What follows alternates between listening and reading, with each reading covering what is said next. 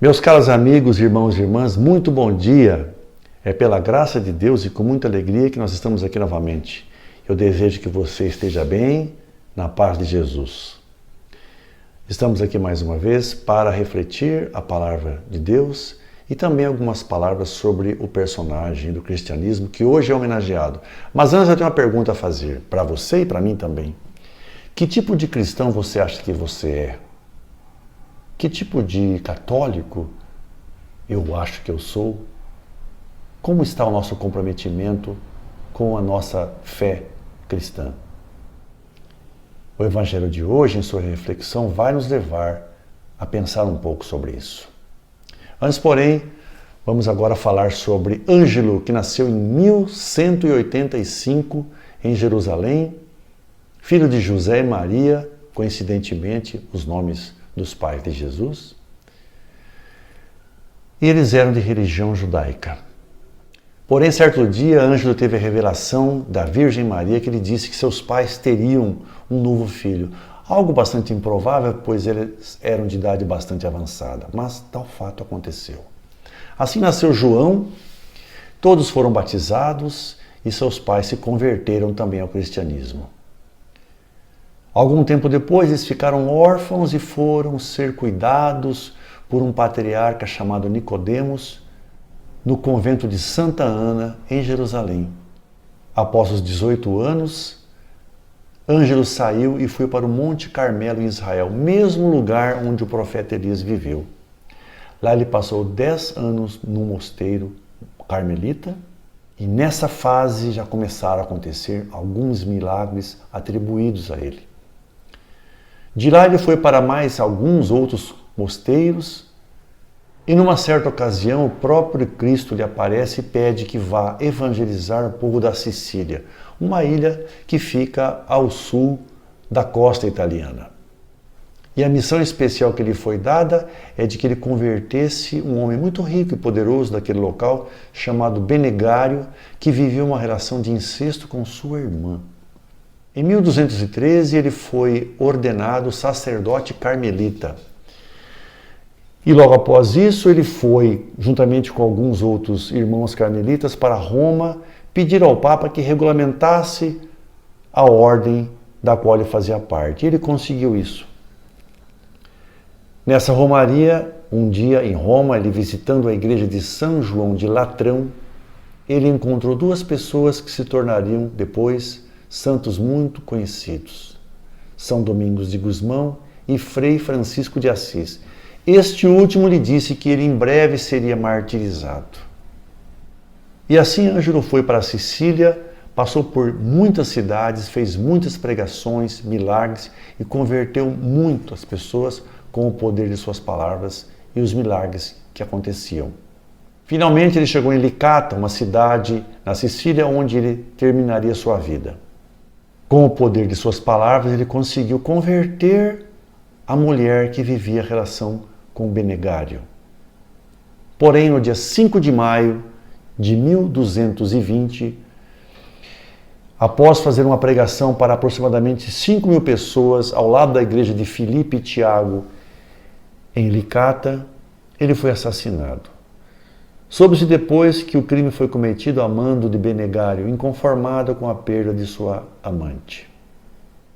Ângelo passou a ser venerado como santo logo após esse fato, e no lugar de sua morte foi construída uma igreja onde seus restos foram sepultados. Em 1498 ele foi canonizado. Foram atribuídos a eles muitos milagres, como cura de leprosos, a travessia do rio Jordão a pé, sem se molhar, e também fazer descer fogos dos céus, numa ocasião em que ele, navegando, foi atacado por vários barcos de sarracenos, e suas orações fizeram com que o céu descesse em chamas sobre os inimigos. Em 1662, seus restos foram transladados para a Igreja dos Carmelitas, onde está até hoje. Ele é invocado pelos seus devotos nos momentos de dificuldades da vida. Nada mais oportuno que pedirmos a ele, Santo Ângelo, rogai por nós junto ao Pai. Vamos agora ver o Evangelho de hoje, que está em João, capítulo 15, versículos de 1 a 8. O Senhor esteja convosco, Ele está no meio de nós. Proclamação do Evangelho de Jesus Cristo, segundo João. Glória a vós, Senhor. Pelo sinal da Santa Cruz, livra Deus, nosso Senhor, dos nossos inimigos. Naquele tempo, Jesus disse a seus discípulos: Eu sou a videira verdadeira e meu Pai é o agricultor. Todo ramo que em mim não dá fruto, Ele o corta, e todo ramo que dá fruto, Ele o limpa, para que dê mais fruto ainda. Vós já estáis limpos por causa da palavra que eu vos falei. Permanecei em mim e eu permanecerei em vós. Como o ramo não pode dar fruto por si mesmo se não permanecer na videira, assim também vós não podereis dar fruto se não permanecerdes em mim. Eu sou a videira e vós os ramos. Aquele que permanece em mim e eu nele, esse produz muito fruto, porque sem mim nada podeis fazer. Quem não permanecer em mim será lançado fora como um ramo e secará. Tais ramos são recolhidos, lançados no fogo e queimados. Se permanecerdes em mim e minhas palavras permanecerem em vós, pedi o que quiserdes e vos será dado. Nisto meu Pai é glorificado, que deis muito fruto e vos torneis meus discípulos. Palavra da salvação, glória a vós, Senhor. Meus amigos, numa sociedade do descartável, do passageiro, do efêmero, daquilo que dura muito pouco, você propor a alguém que permaneça fiel a alguma coisa, se não for coisa prazerosa, é claro, é quase que uma blasfêmia, é praticamente até uma ofensa. Nós temos hoje uma vida de conforto, que é, claro, interessante, é bom para o homem, mas uma vida em que se oferece muitos prazeres, uma aversão total ao sofrimento, uma vida realmente hedonista. E o homem ficou assim volúvel, ele muda toda hora, a cada moda que chega, a cada novo objeto que aparece para consumo, ele está sempre em busca de algo que satisfaça o seu vazio, já que esse vazio não deve estar preenchido por Jesus. E Jesus fala aqui de uma forma muito clara: toda árvore, ela alimenta os galhos, os ramos. A videira é Jesus, a palavra dele, os ensinamentos. E os ramos, é claro, somos nós. Muitas foram as comparações que ele fez ao longo de suas pregações, nessas formas simples, para que tudo seja bem compreendido por nós.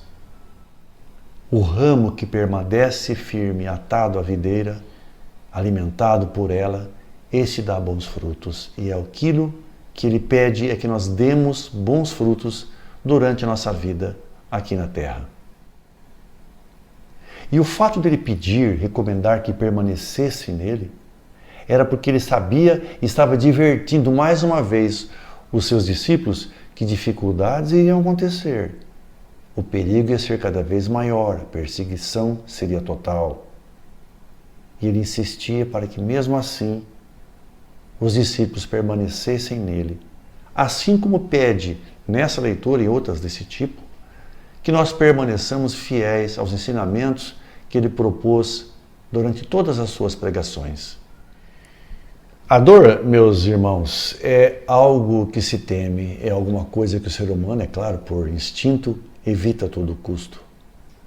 Mas a vida apresenta dores e apresenta dificuldades, as mesmas que os discípulos sofreram, em outro grau, em outras formas. E Jesus, como advertiu seus discípulos, também pede a nós que não desistamos ante a primeira dificuldade ou qualquer problema. E nem sucumbamos perante aos apelos dos prazeres da vida e deixemos de lado aquilo que ele nos ensinou e pede que façamos da maneira que ele ensinou. Porém, também os frutos têm que ser dados com uma atitude. Daí vem aquela expressão que eu ouvi esses dias, achei bem apropriada. Que tipo de católico você é? Que tipo de cristão? Você é um cristão self-service? Aquele que vai à igreja, na missa por obrigação toda semana, ou antes de se deitar reza um Pai Nosso, 3 Ave Marias, um terço de vez em quando, dá uma esmola aqui e ali. Jesus teve uma vida dedicada à causa de ajudar aos outros e salvar a humanidade. Aqui e ali a gente vê de vez em quando uma pessoa que se destaca, você fala, nossa, aquela pessoa trabalha realmente pela causa dos pobres, ajuda aqueles que necessitam.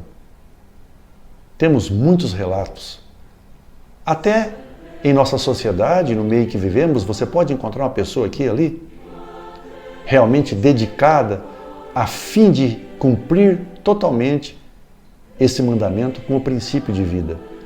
Esses dias, conversando com um amigo meu, ele relatou que teve contato e ajudou muito uma certa pessoa que não podia ver um pobre, não podia ver uma pessoa em necessidade, que ele fazia tudo para ajudar, não importa o que fosse. São muitos os que professam na atitude aquilo que a palavra de Jesus nos ensina. É muito fácil ficarmos no conforto do nosso lar, abrigados, alimentados, fartos, e nos esquecer que aí fora tem gente, vários cristos perambulando, precisando do nosso auxílio, do nosso conforto e da nossa palavra de estímulo. Por isso, meus amigos, vamos pensar, vamos refletir. Que tipo de cristão eu sou? É apenas aquele de conveniência, aquele de momentos? Talvez seja o momento de mudarmos um pouco de atitude, apesar dos problemas e das atribulações e das dificuldades que nós todos enfrentamos. Mas veja bem, sempre é possível olhar um pouco de lado. Sejamos ramos produtivos que dão bons frutos em todas as áreas, atividades e atitudes que Cristo nos pediu. Vamos refletir sobre isso. Foi uma alegria muito grande estar aqui. Tenho certeza que Deus vai permitir que estejamos juntos na próxima semana também. Fique com Deus. Louvado seja nosso Senhor Jesus Cristo. Para sempre seja louvado. Um grande abraço.